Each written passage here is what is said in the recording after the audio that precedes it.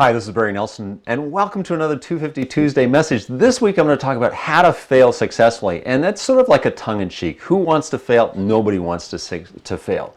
But you know what? If you're really pushing it out there, if you're really setting goals and really working hard to raise the bar, to be successful long-term in terms of collaborating with others and working to innovate, innovation is born out of a series of errors over time. Sometimes our errors lead to great opportunities for other innovations in the future. So people who fear failure, fear failure, as time goes on, you lose energy, right? You've got to find a way to embrace failure. I wouldn't say equally to that of success, but you've got to understand that before great success happens, often the precursor is failures. The art as time goes on is to not make them colossal failures. And when I say failure, it's failure that you recognize.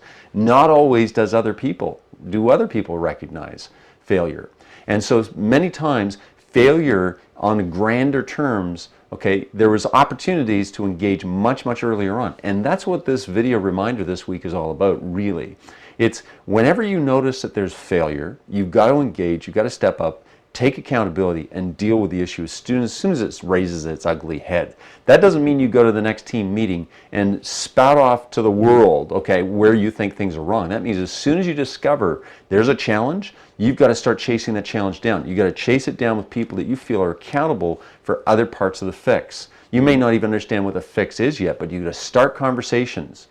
Do not hope that things are going to work out better. Hope never leads to great places when it comes to projects and tasks that have gone off track and you're aware of their early demise.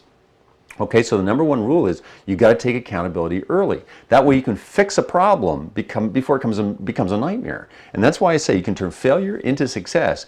The moment you recognize it, engage and enlist others' help. Just because you're taking accountability and engaging early to identify an issue does not mean that you have to fix it. It means that you have to stay on it until the issue that you're concerned about gets resolved. Or you're told, hey, it's not your issue, it's somebody else's, let it go. And then respectfully do let it go. But when you encounter a problem, you encounter a failure, you must learn from it in order to avoid what I think is the worst, repeating the same failure. Okay, and many people repeat the same failure because they get caught up in hope, right? Hoping that the failure will be minimized, hoping that they will not get blamed, hoping for a lot of things. But that all gets resolved the moment that you take accountability for dealing with an issue as soon as you see it pop up. And if you do that, you're the one who typically recognizes a failure. That's where the failure is, okay, and has been dealt with. So it doesn't turn into a colossal mistake.